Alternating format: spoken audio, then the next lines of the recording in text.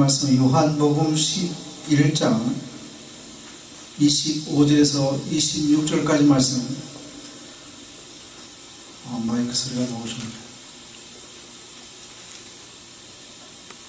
제가 봉독해 드리겠습니다. 요한복음 12장 25절. 자기의 생명을 사랑하는 자는 잃어버릴 것이요 이 세상에서 자기 생명을 미워하는 자는 영생하도록 보전하리라. 사람이 나를 섬기려면 나를 따르라. 나 있는 곳에 나를 섬기는 자도 거기 있으리니 사람이 나를 섬기면 내 아버지께서 그를 귀히 여기시리라. 말씀이 안 맞는 것 같아요. 죄송합니다. 한 장 더 보겠습니다. 요한복음 11장 25절에서 26절 말씀. 예수께서 이르시되 나는 부활이요 생명이니 나를 믿는 자는 죽어도 살겠고 무릇 살아서 나를 믿는 자는 영원히 죽지 아니하리니 이것을 내가 믿느냐. 아멘.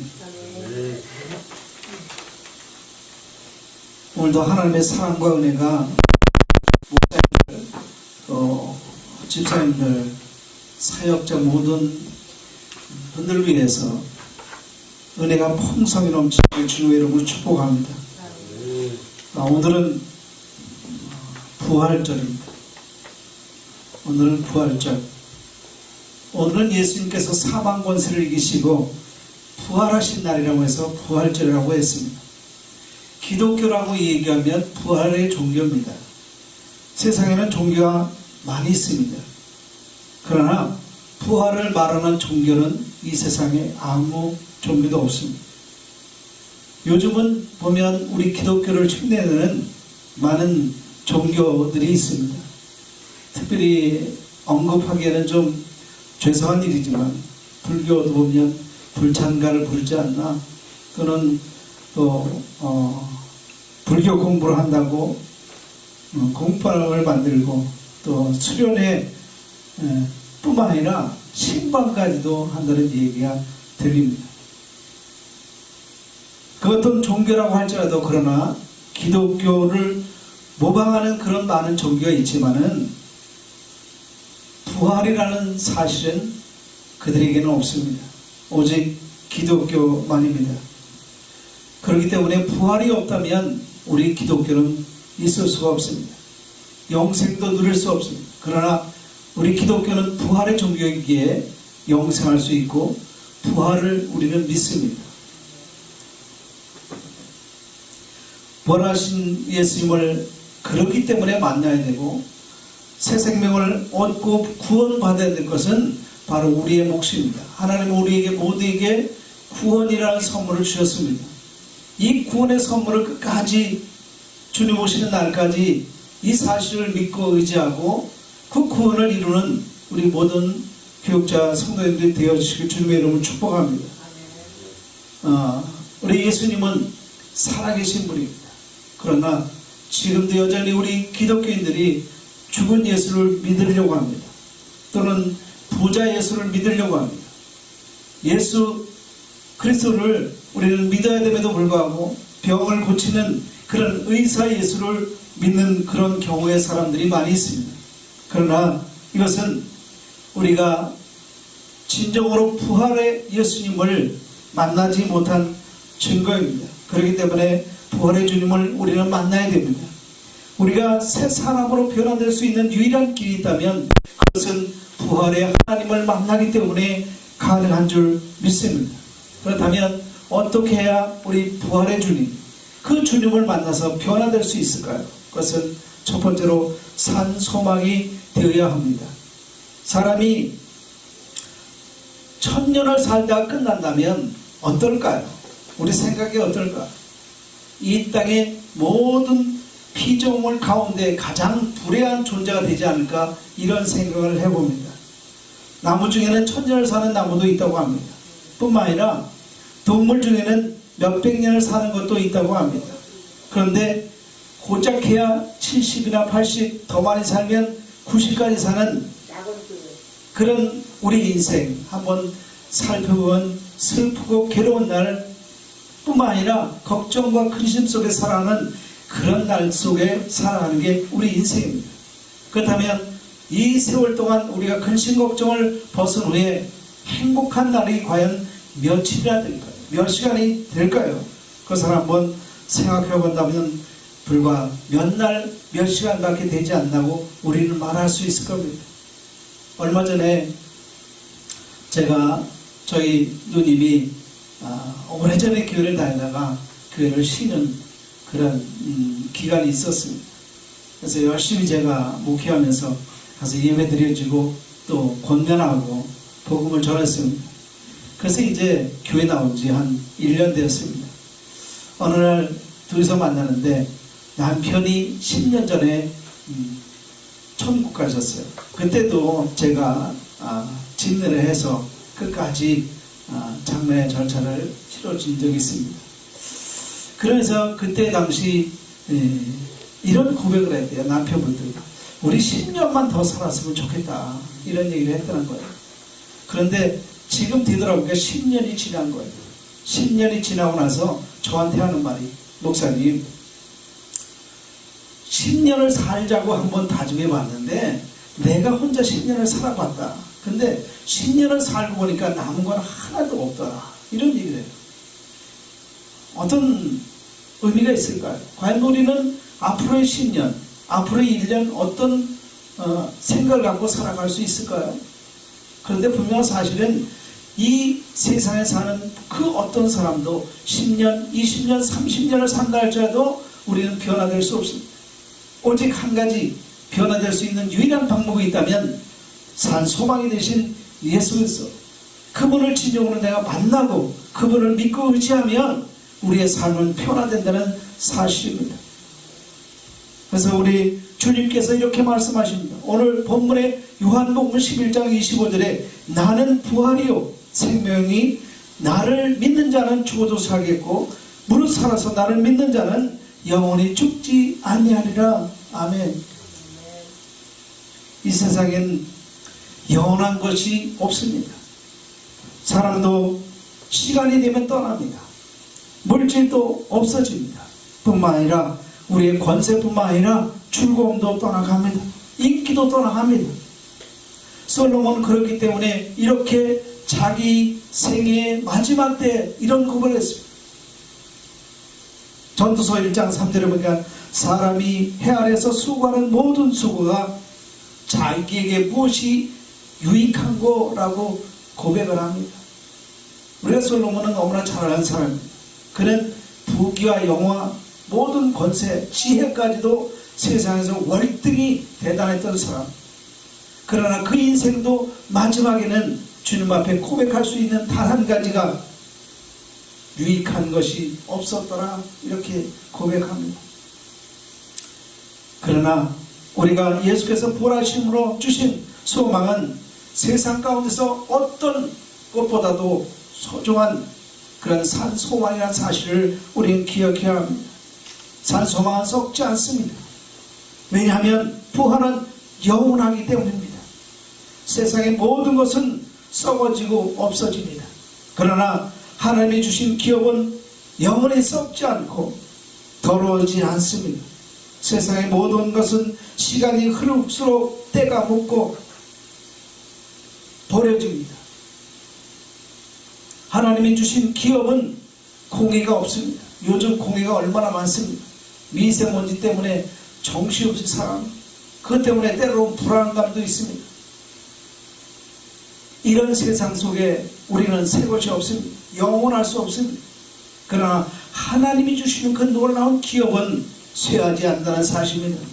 세상의 모든 것은 세월이 흐르면 낡아지지만 하나님이 주신 그 소망은 영원히 변함없이 새 것으로 우리 가운데 다가온다는 사실을 기억해야 합니다. 하나님의 기업은 절대로 쇠하지 않습니다. 이 세상에 볼 수 없는 그 소망, 이 소망 우리는 끝까지 사모하며 우리 마음 가운데 품어야 될 줄로 믿습니다. 두 번째로 하나님의 능력으로 보호받는다는 사실입니다. 우리가 그 사실을 내가 변하면 믿게 됩니다. 마가복음 9장 23절에도 이렇게 말합니다. 예수께서 이르시되 할 수 있거든이 무슨 말이냐? 믿는 자에게는 능치 못할 일이 없느니라. 우리가 하나님을 믿고 부활하신 예수님을 내 마음 가운데 품는 그 만남이 우리 가운데 주어진다면 우리는 무엇이든지 주님 앞에 간구하면 세상 가운데 그 어떤 것도 우리가 소유할 수 있다는 사실입니다. 세상 사람들은 이 세상 살기가 참으로 힘들다고 이야기합니다. 심지어 어떤 분들은 너무나 고통 가운데 죽고 싶다는 이야기도 합니다. 그렇다면 왜 우리의 삶이 그토록 힘들고 무겁습니까? 그것은 우리 가운데 마음속에 품고 있는 하나님이 아니라 세상을 품었기 때문에 그런 일들이 우리 가운데 찾아옵니다. 때로는 무기력한 그 무기력증도 찾아옵니다. 한 번쯤 고생하고 나면 우리는 모든 일을 헤쳐나갈 수 있는 힘과 능력도 잊어버립니다. 조그만 문제에도 우리는 망설이게 됩니다. 이것이 무엇입니까? 이것은 바로 우리가 주님을 만나지 못했기 때문에 세상 것 때문에 우리는 고통받고 힘들어한다는 사실입니다. 그렇다면 우리는 그 힘을 어디서 구해야 될까요? 그것은 예수의 부활하신 그 하나님의 큰 권능을 덧입는다면 우리는 반드시 그러한 능력을 공급하게 될 줄로 믿습니다. 우리 가운데 혹여나 힘든 일이 있다면 뒤돌아봐야 합니다. 무기력증의 첫 번째 원인은 죄라고 말합니다. 죄의 뿌리는 욕심입니다. 욕심이 생기면 영의 눈이 멀어집니다. 그래서 분별력도 잃고 맙니다. 사랑하는 성도님들, 죄의 문제는 반드시 해결받아야 됩니다. 그래서 하나님의 능력을 공부받아서 이 땅에 살아가는 동안 수많은 사람들에게 내가 만난 예수, 부활의 예수를 증거하는 저와 여러분들이 되어야 될 줄로 믿습니다. 아멘. 이 세상은 알고 보면 살만한 가치가 충분히 있으니 살만나는 세상을 만들어 갈 수 있습니다. 그 살만나는 세상을 만들 수 있는 것은 오직 부활하신 예수님을 만난 그들이 이 세상을 이루어갈 때 반드시 이루어진다는 사실입니다. 하나님은 남자와 여자를 만드신 후에 복을 주시면서 이렇게 말씀하십니다. 생육하고 번성하여 충만하며 정복하고 다스리라. 이렇게 우리에게 이 복을 부여해 주셨습니다. 과연 우리는 이 마음을 품고 살아가고 계십니까? 왜 이 말씀이 내 마음 가운데는 여전히 남의 것으로만 들리고 있을까요? 그것은 내 마음속에 아직 죄성이 살아있기 때문에 우리는 죄라는 녀석을 다 버려야 됩니다. 우리의 욕심도 버려야 됩니다. 모든 것을 내려놔야 됩니다. 이것이 유일한 방법입니다. 우리 교회에서 설교를 하면 가끔 그런 얘기를 나이 드신 집사님, 권사님, 목사님 저는 다 내려놨습니다. 아 그러세요? 너무 행복하시겠네요. 그럼요, 나랄 것 같아요. 이렇게 고백을 해요. 그런데 여전히 그분의 일을 보면, 그들의 삶을 보면 욕심이 말도 못해요. 아니 내려놨는데 뭘 내려놨을까? 내려놨는데 과연 우리는 뭘 내려놨을까요? 나는 정말 내려놨다고 자부할 수 있을까요? 과연 우리는 무엇을 내려놓고 삽니까? 예수 그리스도를 모시는 그 마음속에 우리는 세상 것으로 채워져 있다면 아직도 주님을 만나지 못한 겁니다. 우리가 부활의 예수를 만나면 내 마음속에 세상 것은 다 떠나갑니다. 그리고 그분만이 내 안에 가득 채워서 하나님의 놀라운 일들만 이루어질 수 있도록 우리 환경을 바꾸어 가신다는 사실을 기억하시면서 우리가 주님을 끝까지 신뢰해야 됩니다. 예수님께서 우리에게 복을 주신 것 또 한 가지가 있습니다. 그것은 십자가에 죽으시면서 내가 다 이루었다 이렇게 말씀하셨습니다. 무엇을 다 이루었을까요? 사탄의 권세, 사망의 권세, 이 모든 것을 이기시고 부활하셨다는 사실을 우리는 말씀을 통해서 너무나 잘 알고 있습니다. 과연 내 마음속의 욕심과 죄성이 다 떠나갔습니다. 정말 사망 권세를 이기신 그 주님, 부활의 주님을 진정 우리가 만났다고 우리는 고백할 수 있을까요? 그렇다면 지금 죽어도 우리는 한이 없어야 됩니다. 그러면 우리가 죽는다는 사실은 무엇입니까? 바로 부활이라는 그 부활의 증거가 우리를 통해서 나타나게 되어진다는 겁니다. 이것이 바로 하나님의 능력입니다. 예수 부활, 그것을 우리는 믿어야 됩니다. 겨우내 얼었던 대지에 어느 날 봄이 되면 파란 새싹이 돋아납니다. 그것이 생명의 능력이 바로 부활의 큰 능력이라는 사실도 우리는 기억해야 합니다. 겨울을 지내면서 고목나무 같은 사람, 그 나무들이 봄이 되면 파릇파릇 새싹이 나눠서 바로 살아있는 증거입니다. 그러나 새싹이 나지 않는 그 고목나무는 역시 죽은 나무에 불과합니다. 우리는 우리 심령 가운데 죽어있는 것을 다시 한번 살려내야 합니다. 예수 그리스도를 만나면, 예수 그분을 내 마음 가운데 모시면 우리는 반드시 살아납니다. 끝으로 우리가 변화되는 증거는 바로 영원 구원의 확증입니다. 죄로 인해서 하나님과 단절되었던 그 모습이 회복되어서 하나님이 우리를 구원시켜 주셨다는 사실을 우리는 마음속에 품게 됩니다. 전기가 흐르는 전선이 원 전선에서 전류가 흘러서 우리에게 공급됩니다.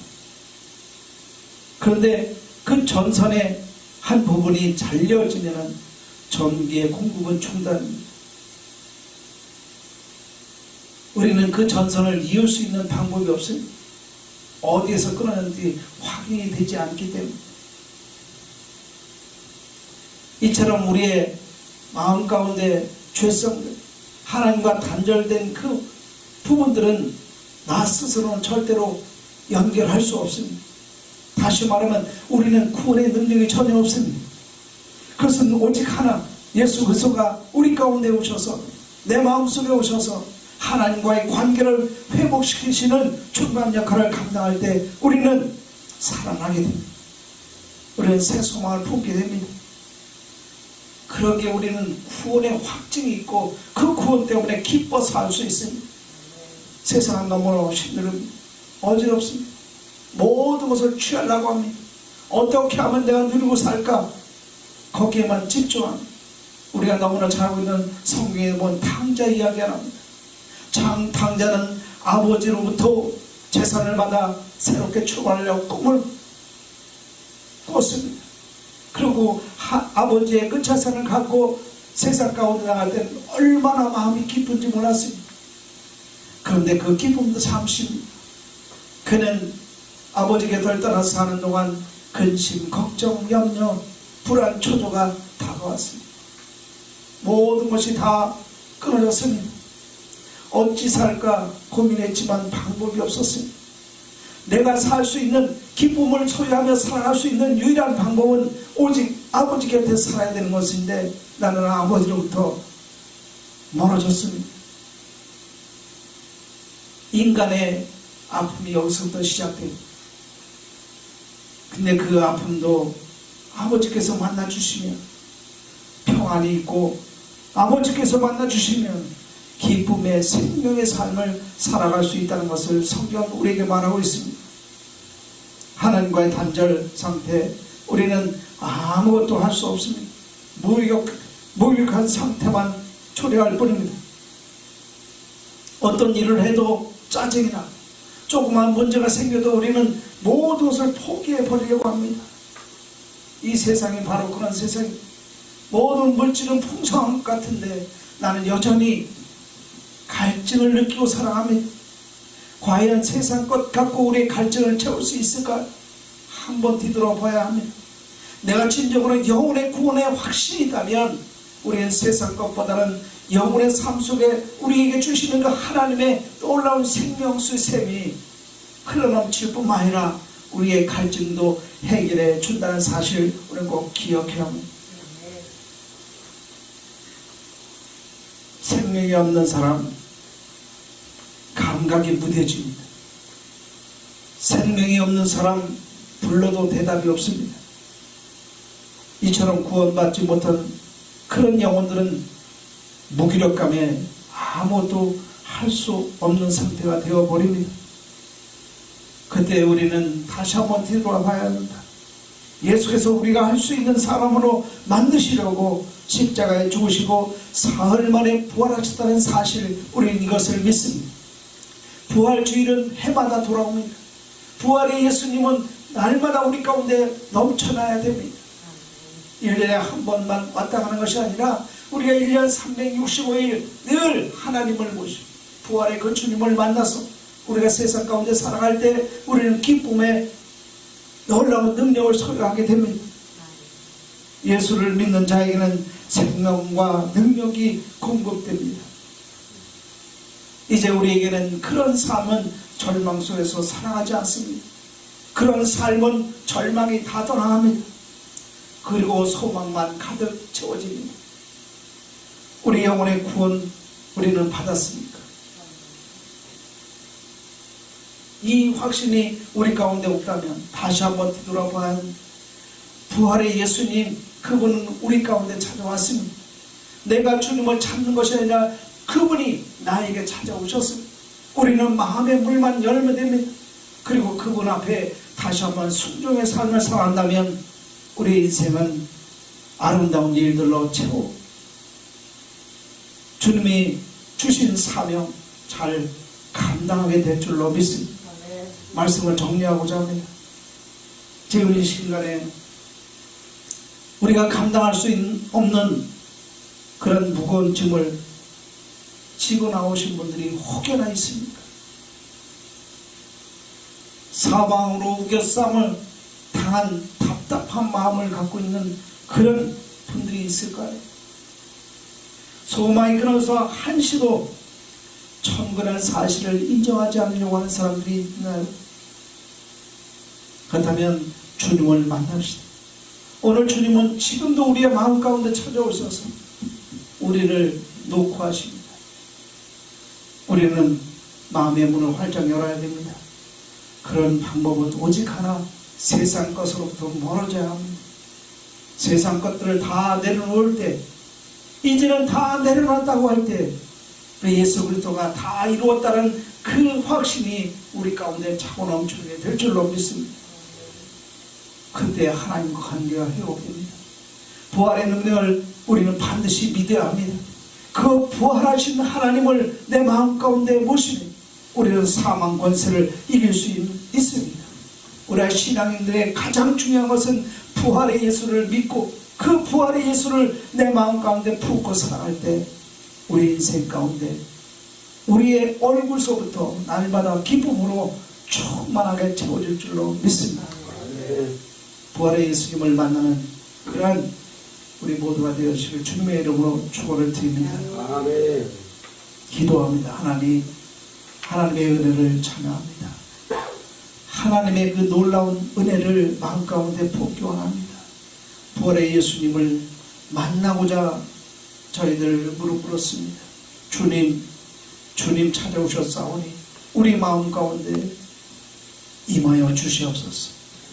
이곳에 함께한 우리 모두에게 주님의 놀라운 부활의 아름다운 기쁨을 소유케 하여 주시옵소서. 아멘. 예수님의 이름으로 기도하옵나이다. 아멘.